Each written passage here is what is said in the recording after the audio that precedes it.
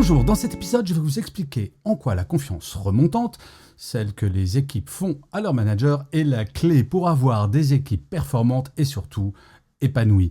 Je suis Gaël Châtelain-Berry, bienvenue sur mon podcast Happy Work, le podcast francophone audio le plus écouté sur le bien-être au travail et le management bienveillant. Comme une fois par semaine, il existe une version écrite de cet épisode sur mon blog www.gchatelain.com et sur ce blog, vous trouverez plein de choses, par exemple des tests de personnalité qui sont plutôt assez intéressants. Alors, la confiance au sein d'une équipe est un élément déterminant de la performance et du bien-être au travail. Avant, c'était la confiance descendante qui était mise en avant, celle que le manager accordait à son équipe. Désormais, un concept clé, souvent négligé, est celui de la confiance remontante, c'est-à-dire la confiance que les membres de l'équipe accordent à leur manager. Le sondage mené sur mon compte LinkedIn auprès de 3902 personnes révèle des résultats très encourageants. 10% des répondants ont une confiance aveugle en leur manager, 51% déclarent avoir une confiance correcte, 22% disent bof, et seulement 17% n'ont aucune confiance en leur manager. Ces chiffres montrent une tendance positive, mais aussi un potentiel d'amélioration assez significatif. Comment alors un manager peut-il renforcer cette confiance précieuse ? Voici 5 clés pour y parvenir. La clé numéro 1, la transparence et l'ouverture. La transparence est essentielle pour établir une base solide de confiance. Les managers doivent communiquer de manière ouverte et honnête avec leur équipe, partageant non seulement les succès, mais aussi les défis et les échecs. Cela inclut bien entendu de partager les objectifs et les résultats de façon claire, ainsi que les stratégies de l'entreprise. Les salariés se sentent plus engagés et confiants lorsqu'ils comprennent la direction dans laquelle ils vont. Rien de pire que le silence autour de ces questions qui mènent directement au « on nous cache tout, on nous dit rien ». Ensuite, un manager n'est pas par essence parfait. Il a le droit de ne pas savoir et il a le droit de se tromper. En admettant leurs erreurs, les managers montrent leur humanité, leur fiabilité, ce qui encourage l'équipe à faire de même et à voir les erreurs comme des opportunités d'apprentissage. Oui, être exemplaire ne passe pas que par les qualités. La clé numéro 2, c'est l'écoute active. L'écoute active est une compétence cruciale pour tout manager désireux de gagner la confiance de son équipe. Elle implique de prêter attention aux préoccupations, aux idées et aux besoins des employés.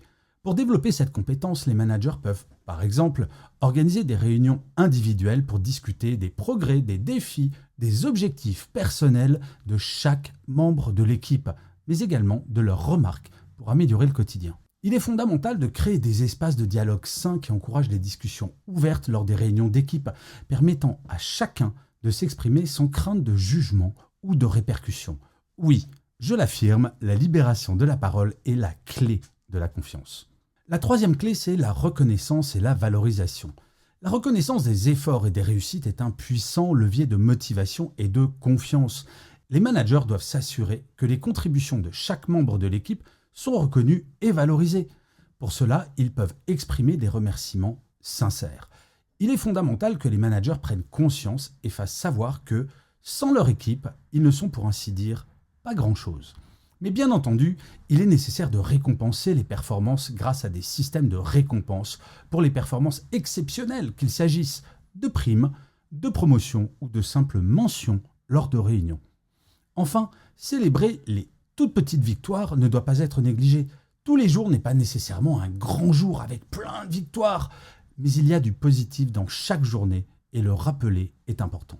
La clé numéro 4, c'est le développement professionnel. Les salariés font davantage confiance à un manager qui investit dans leur développement professionnel. Rien de pire qu'un manager qui fait bien comprendre qu'on ne pourra jamais bouger, évoluer ou changer de métier. Aussi sympathique soit cet attachement, offrir des opportunités d'apprentissage et de croissance montre que le manager se soucie de leur avenir et de leur carrière. Pour cela, les managers peuvent, par exemple, proposer des formations ou réfléchir en tête-à-tête de temps à autre au plan de carrière de chaque membre de son équipe, sans forcément attendre l'entretien annuel, bien entendu.